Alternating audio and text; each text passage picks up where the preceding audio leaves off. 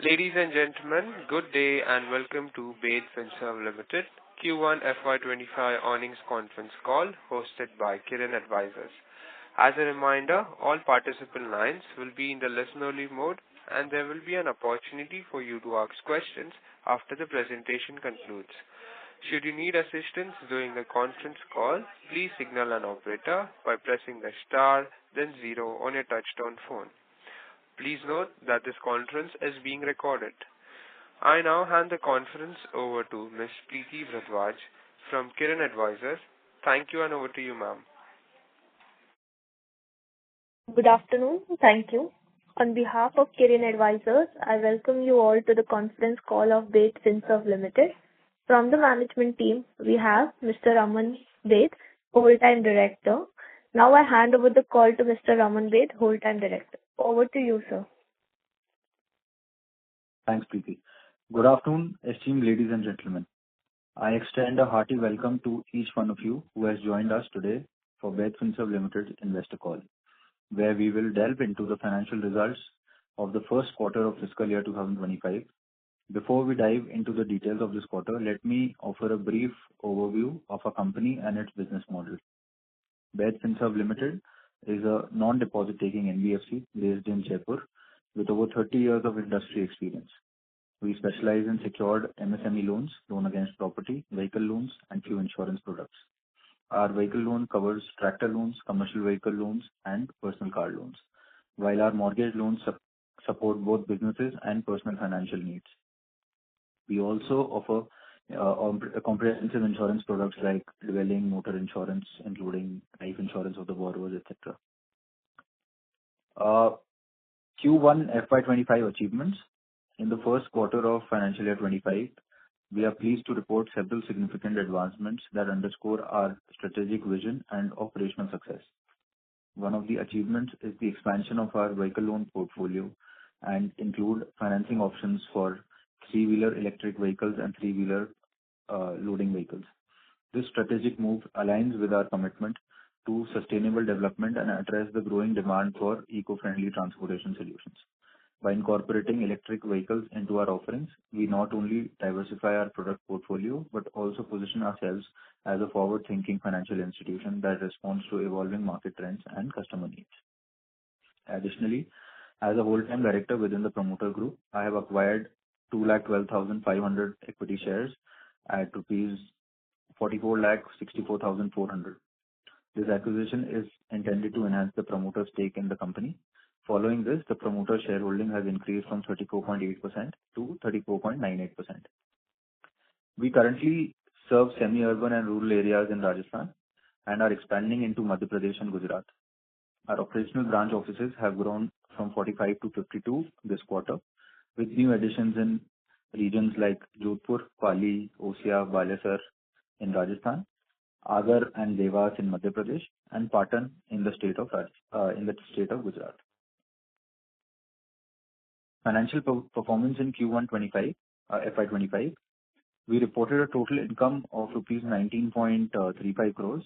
Our EBITDA was rupees 11.32 crores with a strong margin of 58.49%. We achieved a profit after tax of 3.12 crores with a PAT margin of 16.12%. Vehicle loans accounted for 22.15% of the total assets under management, while MSME loans and mortgage loans contributed 77.85%. Future initiatives. Looking ahead, we aim to prioritize efficiency and customer satisfaction through digital solutions like eNACH, BBPS, UPI, ensuring seamless payment process with minimal manual intervention. Our Collect On application will provide real-time collection receipts, enhancing transparency in payment transactions. We are committed to boosting operational efficiency and customer experience. Our initiatives include reducing loan processing times from 3 to 7 days to just 2 days, utilizing the AutoSwift app for instant vehicle valuation, and launching an IT portal to centralize IT management and streamline asset allocations. We are also implementing strong data security measures, including centralized backups and real-time attendance systems, etc. for our team. Our strategic focus is on achieving a revenue distribution of 75% from MSME loans and 25% from vehicle loans in this financial year, supported by improved operational efficiency and customer-centric services. We target a 25 to 30% annual increase in AUM, aiming for close to 500 crores by financial year 25 and 600 crores by FY'26. By the end of FY'25, we plan to open more branches and reach a number of 75 branches with new locations and incremental AUM contributions from Madhya Pradesh and Gujarat. This year, we are also planning to start a few locations in Maharashtra. We also have a business partnership agreement with small finance banks to enhance our financial service capabilities. In terms of our expansion, our goal is to grow to 75 branches across 4 states by the end of this year and reach 100 branches by the end of next year, that is March 2026. Our diversified portfolio includes car loans, tractor loans, commercial vehicle loans, passenger vehicle loans, three-wheeler electric vehicle loans, and loan against property MSME loans, all designed to meet the varied needs of clientele and support our growth objectives. In summary, the company is well positioned for ongoing growth and expansion by harnessing technology and innovation. We are enhancing efficiency and adapting to changing customer demands. Baid Finserv remains dedicated to providing value and achieving long-term success in the ever-evolving financial sector. With these remarks, I now invite questions from the audience. Thank you for your presence and continued support. Thank you very much. We will now begin the question and answer session. Anyone who wishes to ask a question may press star and 1 on their touchtone telephone. If you wish to remove yourself from the question queue, you may press star and 2. Participants are requested to use handset while asking a question. Ladies and gentlemen, we will wait for a moment while the question queue assembles.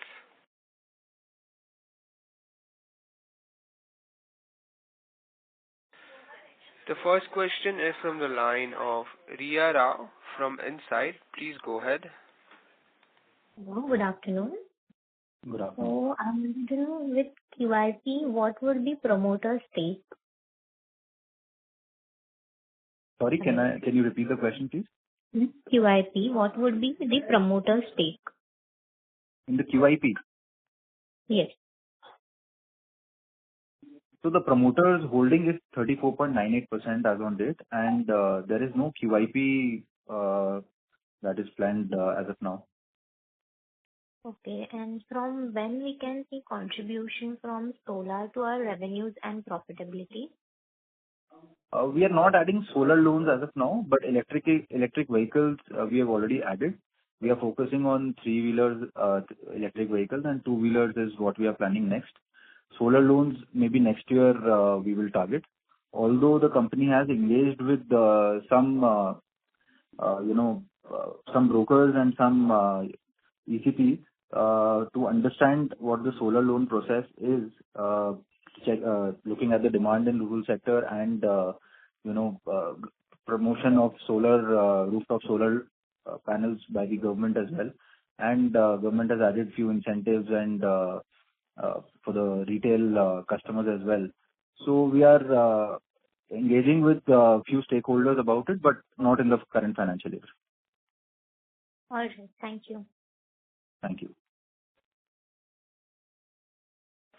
The next question is from the line of Divakar Rana from Prudent Equity. Please go ahead. Hello, good afternoon, sir. Am I audible? Yes, good afternoon. Please go ahead. So, in the last 10 quarters, we have seen a lot of volatility on the operating profit front. So, why is this volatility there, basically? I'm asking this question because, from the last year, our order book is grown by almost 20%. But, we are doing operating profit in the range of only 8 to 10 crores in the last basically 10 quarters. What is the reason behind this volatility? No, so the profitability of the company is increasing. Just this quarter, if you compare it with the first quarter of last financial year, there is a dip of about 2 crores. And that amount is because last year in the first quarter, we had recovered around 2.1 crores of bad debts. So that is the major reason. Otherwise, the operational profitability and the total top line also is in an increasing trend. Yeah, but margins are basically really volatile. Sometimes we do 64, 70, and then we do 57. So, this top line is directly proportional to the AUM. And with the increase in with the target of getting a better customer on board, we are reducing our yield by around percent and a half expected in this financial year. And basically, and there are few quarters where looking at the liquidity of the company, we have to at least maintain 2 to 3 quarters of liquidity, and in some quarters the cost of that adequate liquidity maintained in the FDs, in the form of FDs or negative carry because of that, is sometimes higher. Okay. And so, we are we not focusing on the housing and LAP? Because the LAP is kind of flat from the last 3 years. Only the vehicle loan is growing. So what is your basic outlook on the housing front? So, we are not doing housing loans. We are doing loan against property. And although the LAP book, because it's a old book now, which is tenured, and we started LAP doing LAP in 2015-16, and most of the loans thereby are getting foreclosed or pre-closed and settled now. So even if we are doing incremental disbursements every month, every quarter, the overall impact on the AUM is not as high as vehicle loans. Vehicle loans, if you see, we had a small base of about 20-25 crores of AUM last year, and that has grown to about 80-85 crores now, which has seen a jump of over 2.5-3 times. So because the base was higher in the MSME LAP, and with a lot of HFCs and larger NBFCs, small finance banks focusing on this sector, on the MSME LAP secured loan sector, we see a lot of foreclosures and pre-closure settlements, etc., from our customers. So in today's number, if I say, every month we are doing almost equal disbursements of MSME and vehicle, but the MSME loans are not adding to the AUM because of closures from the customer side. Okay. And sir, can you give me the basically segment-wise NPA in both housing and vehicle? So vehicle is a very new book relatively. So we have almost grown, like I said, 2.5-3 times in last couple of years, in last 4-5 quarters. So the NPA and delinquency has, on the overall new book of the vehicle loans, is quite low now. It's approximately the NPA, if I say, it is about 2.2%, and MSME LAP is close to about 2.8%. Okay. And so I have two more questions. First is, in our shareholding pattern, there are many corporates. So my question is, are these companies anywhere related to the promoter group? No, they are unrelated private limited companies. Okay. And the last one, sir, basically in the last Concall you said, you are projecting 25% growth in the revenue this year. So Yes. Are you maintaining that guidance? Yes, for sure. We are aiming to reach about 75 to 78 crores of revenue by end of this year. Okay. So that means you have to do around 21 crore per quarter in remaining 3 quarters. So are you confident to achieve that?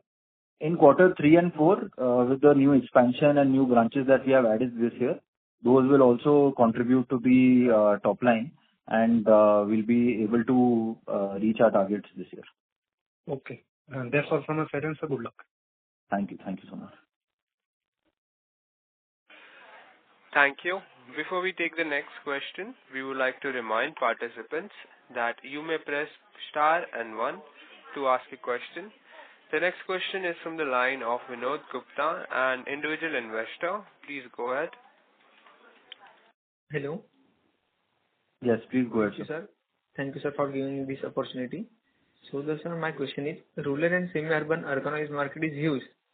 So, what are your strategies to divert market from an unorganized market?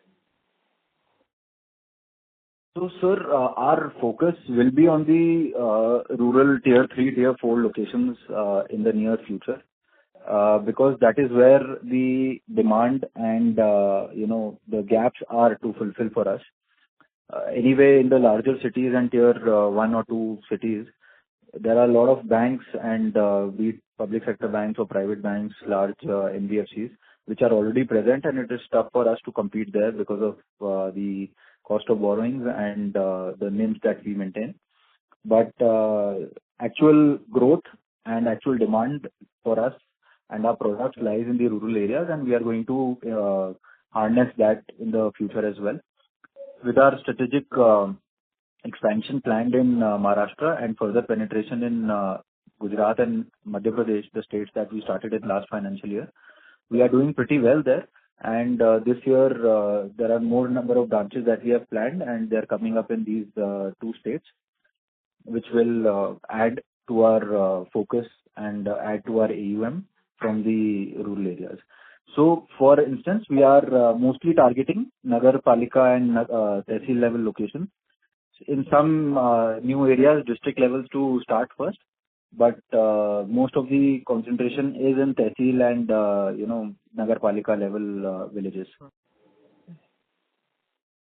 Okay, sir. And my another question is, who would be your key competitor in MSME loan segment? So, to be very honest with you, this sector has become very, competitive in last 2-3 years. And there are larger players plus local Rajasthan NBFCs who are, competing against us for the same pie, you can say. And to name a few, SK Finance, Lakshmi India, Kokta, even small finance banks like AU, Jeevan Utkarsh, IDFC, almost all of them are, competing for the same MSME mortgage loan customer. So, another question is, last one. What opportunity Baid Finserv sees to expand the business and penetrate the rising market?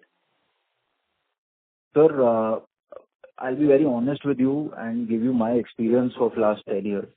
When we started doing MSME Lab in 2015-16 and we went out to rural locations, the people were hesitant to mortgage their residential premises, their houses, and take a loan from NBFC. But that trend has completely changed in last few years. And I would credit a lot of NBFCs and HFCs which have come into Rajasthan and, states like MP, Rajasthan, where mortgage loans wasn't that big a pie in the previous decade. But now, because of so many companies coming in and educating the customers are feeling safe to mortgage their house with a NBFC, which was earlier only with their comfort with only was banks. Okay. Plus, the scope has also widened because the customers think that the rural customers think that the way forward for them to decrease their cost of borrowing is, getting into a formal structure, NBFC first, then graduating to a small finance bank, and finally reaching a scheduled commercial bank, and not rely on local money lenders.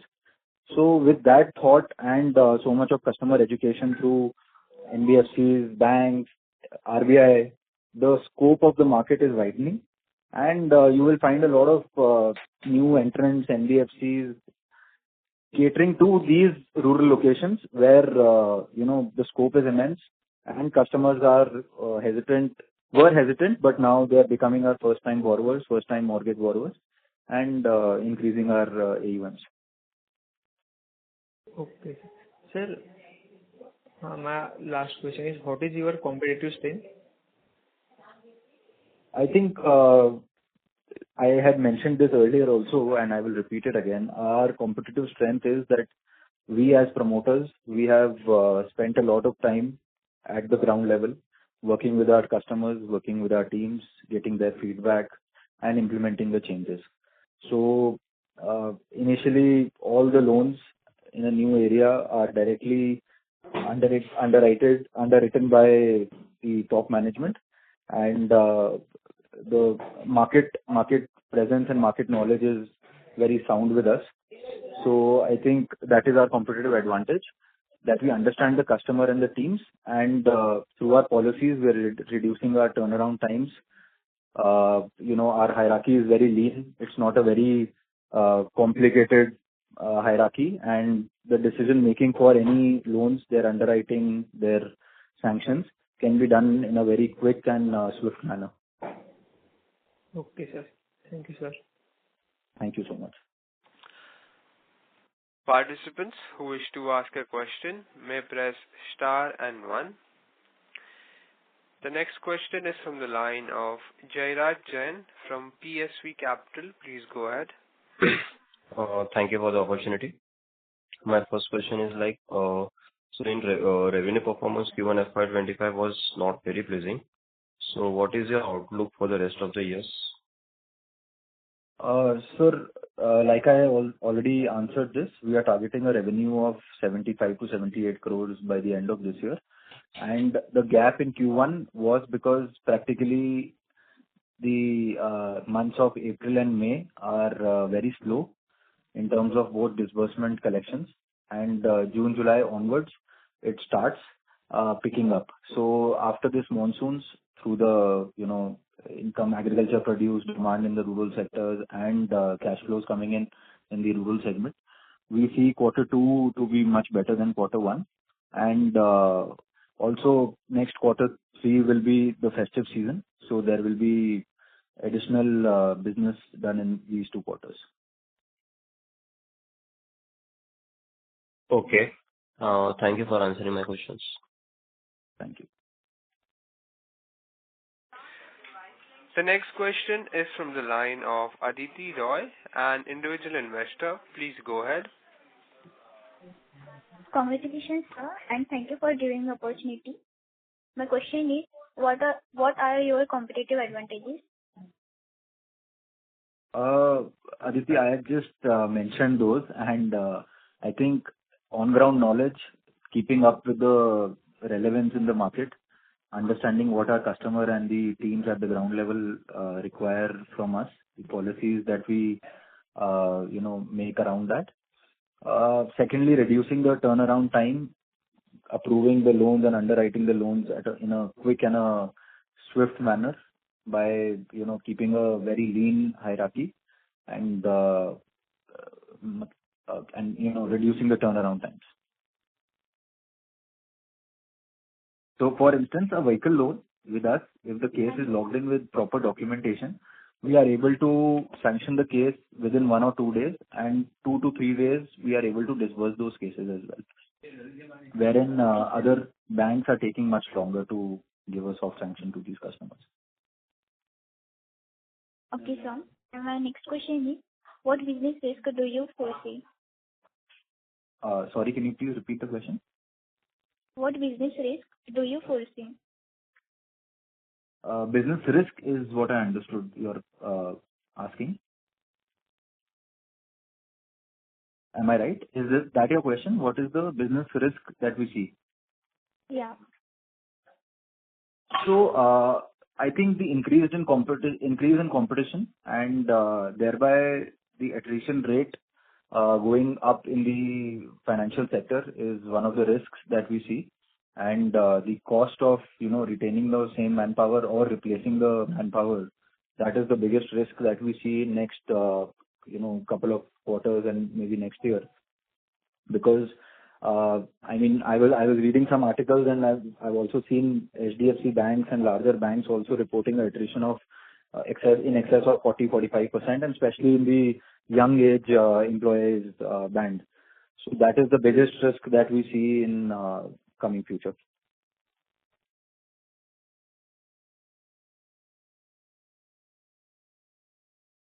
Okay, sir. And my next question is, does political instability to impact our growth? Political instability, yes, is a major factor in the rural areas. But the states that we have chosen, Gujarat, MP, and Rajasthan, are quite politically stable. Unlike RBI intervention in Telangana, West Bengal, Assam for the Assam bill and microfinance bill, because we are away from microfinance sector, I think we are one step better placed. And the states that we are working in has political governments, at least what we have seen in the history, and that adds to the business stability as well. Thank you. Microfinance sector is more risk prone to the government policies and government instability or political instability. Okay, sir. Thank you, sir, for answering me. And Thank you so much. congratulations once again. Thank you so much. A reminder to all participants that you may press star and 1 to ask a question. The next question is from the line of Jairaj Jain from PSV Capital. Please go ahead. Thank you for taking me in the queue again. So, like, my question is, like, what is our borrowing rate? Answer it. So, our average cost of borrowing is close to 12%, 11 to 8 to 12%, comprising of loans from banks like SBI, UCO Bank, which are public sector. There are about 5 private sector banks and 9 NBFCs. In total, we have around 17 lenders as on date. And the average cost of borrowing is sub 12. With the discussions happening in the monetary policy front on the rate cut, maybe this quarter or next quarter, we see this going down by 10 to 20 basis points if the rates are cut down by RBI for the banks. So that onward, that rate cut advantage would be passed on to us also. Okay. And like, what will be our rate of interest for MSME and vehicle loans in upcoming years? So we are maintaining a average yield of about 20 to 21% in both the products. But with the competition coming in, I think we are going to keep the same for vehicle loans. And increasing the presence in electric vehicles would, help us in maintaining our yield in the vehicle loan. But MSME and mortgage loans, this yield is going to come down because of the competitive pressure by around 1.5%. We have seen that decrease in last 2 years as well, and we anticipate that decrease in next 2 years as well. Okay. Thank you. Thank you so much.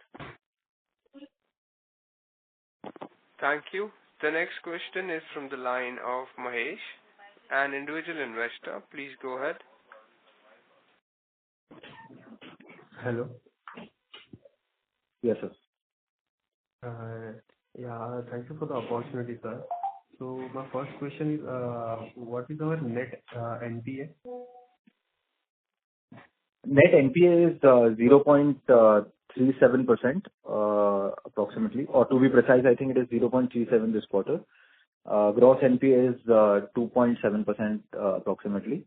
We have a very high provision coverage of about 75-80%, which adds to the comfort, and we have done this provisioning on a very conservative basis. So we don't anticipate any further slippages apart from this provisioning that we have done.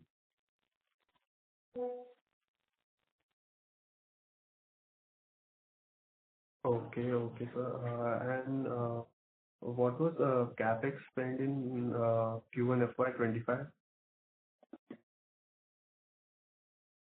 Sorry, I didn't get your question. I was asking, what was our CapEx spend in Q1 FY'25? Capital expenditure? Yeah, capital expenditure, CapEx. I'll have to check that. I'm not sure about that. But overall, the capital expenditure is very low for us, as the branches that we are opening also are, not that costly for us. And within 3 to 5 months, we are able to recover our investment cost in these branches with a business volume of about close to 40 to 50 lakhs monthly. It takes usually 3 to 5 months for us to recover and we break even on a branch level wise. And typically we are spending about 2 to 2.5 lakh rupees on the basic infrastructure of a particular branch. So that is negligible on the overall cost of the company. Okay. So you said that it takes around 3 to 5 months to recover that cost, right? Yes. So basically 2 lakhs is the investment per branch on the infrastructure, furniture, fixture, IT expenditure, etc. And it takes 3 months for a new branch to be stable in its business.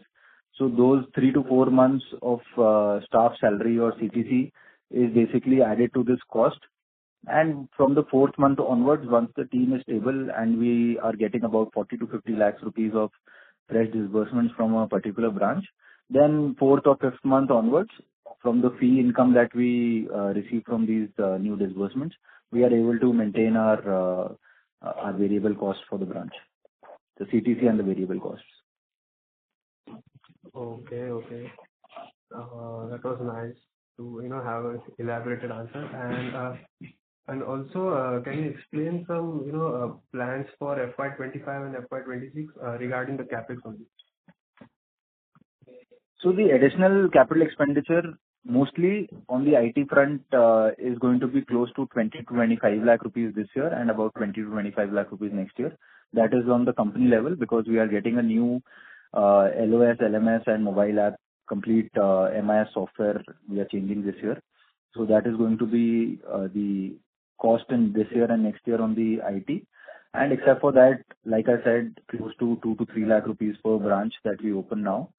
So, to be precise, around 50 branches are to be opened in next couple of years.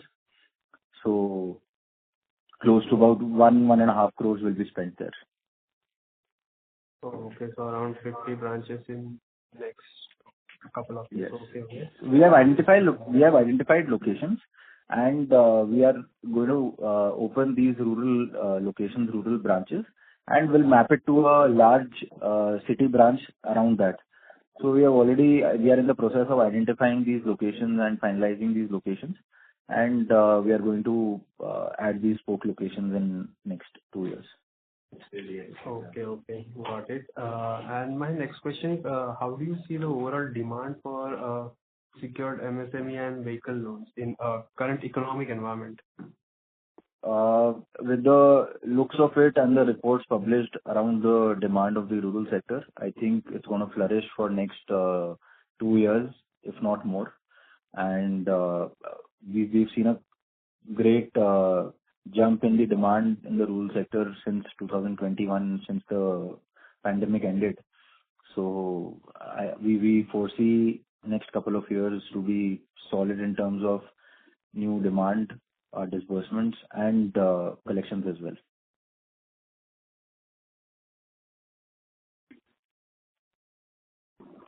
Okay. And my next question is regarding customer acquisition and service costs. So, how has been the integration of digital channel impacting our customer acquisition and service costs? So, like I said, we are going to implement a complete new LOS, which will include a mobile app for the customer, for our team, etc. That will, reduce our customer acquisition cost. As on date, we are almost able to recover the customer acquisition cost through the processing fees and the login fees that we charge the customer. So our login to disbursement ratio is close to 60%. For instance, if we log in 100 customers a month, we are able to finally disburse and close that customer. That ratio is about 60%. So on 100 login, we are doing about 60 disbursements. That 40% customers that we log in, process the entire underwriting process, credit process, and finally customer either don't take loan from us or we deny the customer based on his factors like his income stability, bureau score, credit history, etc. So that is the additional cost that we are incurring, which is close to around 0.5% or between 0.5% to 1% more on the fee income that we are charging. Okay. That's nice to have a full conversation with you, sir. Thank you for answering my question. Thank you so much. The next question is from the line of Anaya Swaminathan from C Square. Please go ahead. Hi, sir. Thanks for the opportunity. I want to understand the rationale behind product diversification into EV financing, and how do you foresee its growth? Sure. So, This year, we have started doing three-wheeler EV loans, which includes loading and passenger both. We see a incremental yield there in that product. So I think 23 to 24% is what we are going to get out of that product, average yield on that product. How much is going to add to the AUM? I think close to 15 crores is what we are targeting this year. So 2.5 crores per month is what we are targeting. Plus, next year, I think it should add about 30 to 35 crores to our AUM.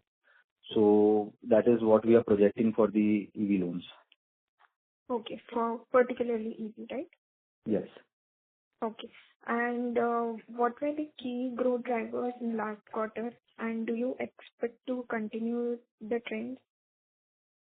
So last quarter, on the whole, was sublime, and next couple of quarters, the current quarter and next festive quarter is where we are seeing higher numbers of disbursements, volume, and collections as well, revenue as well.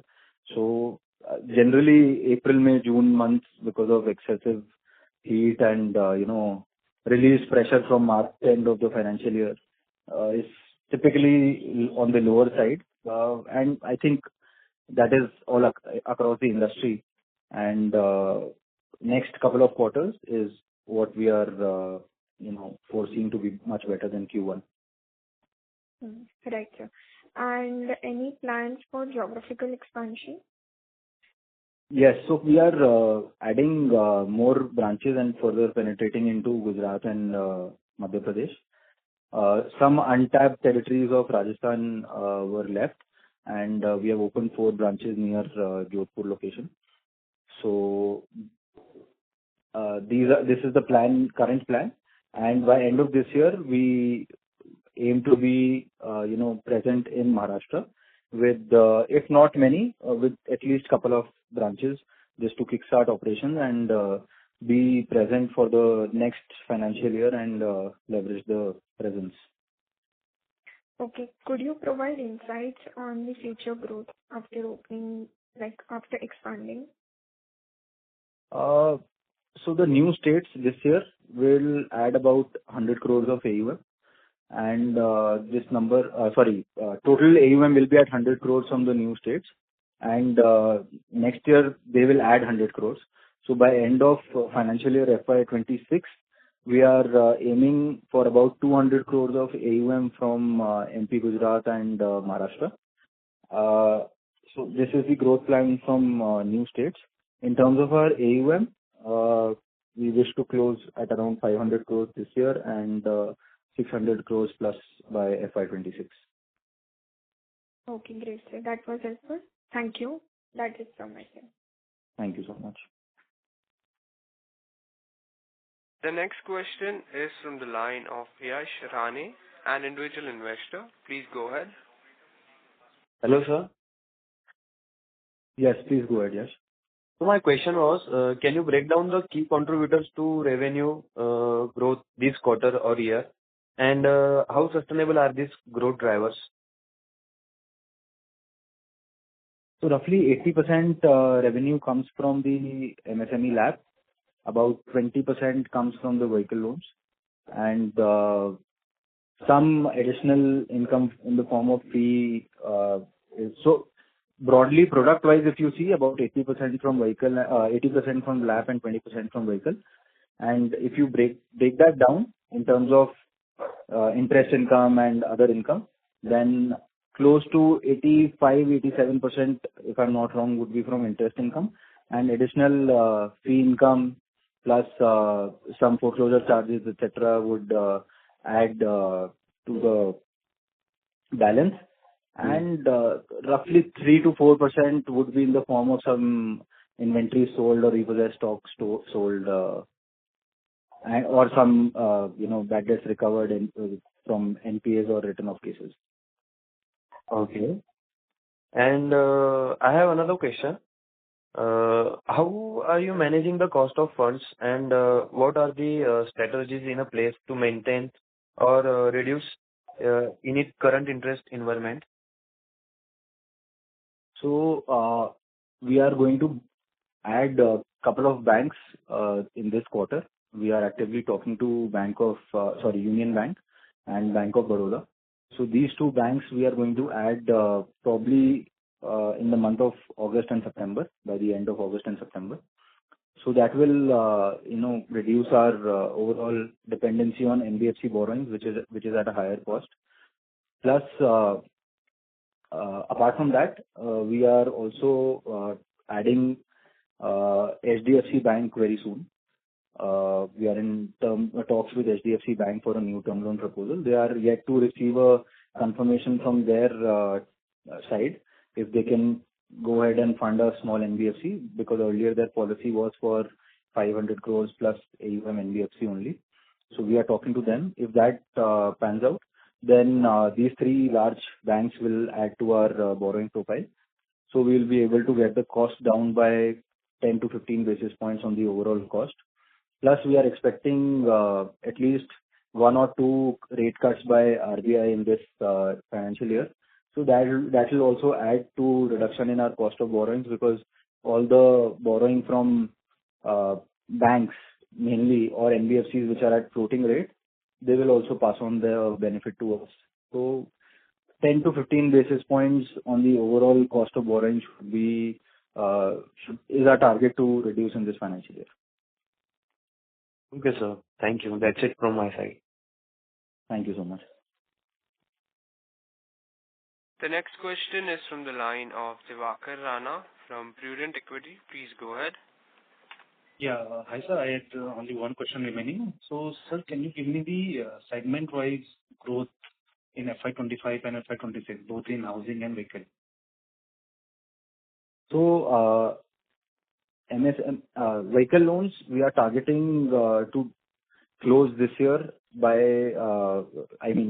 March 2025 at between 110 to 120 crores of AUM. So that is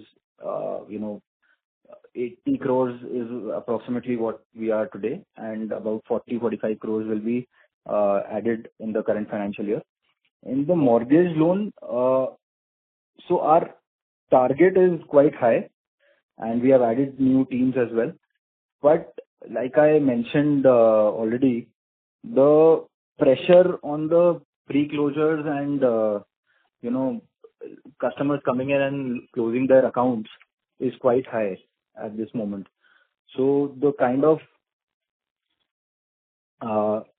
new disbursements adding to the AUM is quite low because of this closure that is happening. So this is happening on two accounts. One account on two sides. One side is because a lot of our loan against property and MSME loans, mortgage based, were to customers who have taken loans from us during 2020-21 pandemic time, and now because of the high real estate value, they are either closing these accounts by selling the property, etc. And on the other hand, larger banks and small finance banks have are increasingly penetrating into rural areas where most of them are not finding new customers. They are relying on the existing customer base of NBFCs, and by giving them a enhancement, a top-up loan, longer tenure loan at a lower ROI, it's getting tough for small NBFCs like us to retain the customer. So on these two fronts, we are facing challenges, and hence we are actively talking to a bank for co-lending and BC lines, where these customers that we are losing out, we can retain them on the balance sheet of the bank as the originator and them as the large size lender, and at least it will add to our AUM and help our revenue growth, and retain these customers by offering them longer tenure loans, a higher a top-up loan and a lower ROI loan. So this is what we are targeting, and we are So, in short, I think 120 crores vehicle loan AUM and close to about 370 crores of AUM by the end of this year in the MSME lab space. Okay, sir. That was helpful. Thank you. Thank you so much. Thank you. Ladies and gentlemen, that was the last question for today's conference call. I would like to hand the conference over to Ms. Preeti Bhardwaj for their closing comments. Thank you everyone for joining the conference call of Baid Finserv Ltd. If you have any queries, you can write us at research@kirinadvisor.com. Once again, thank you everyone for joining the conference call. Thank you. On behalf of Kirin Advisors, that concludes this conference. Thank you for joining us, and you may now disconnect your lines.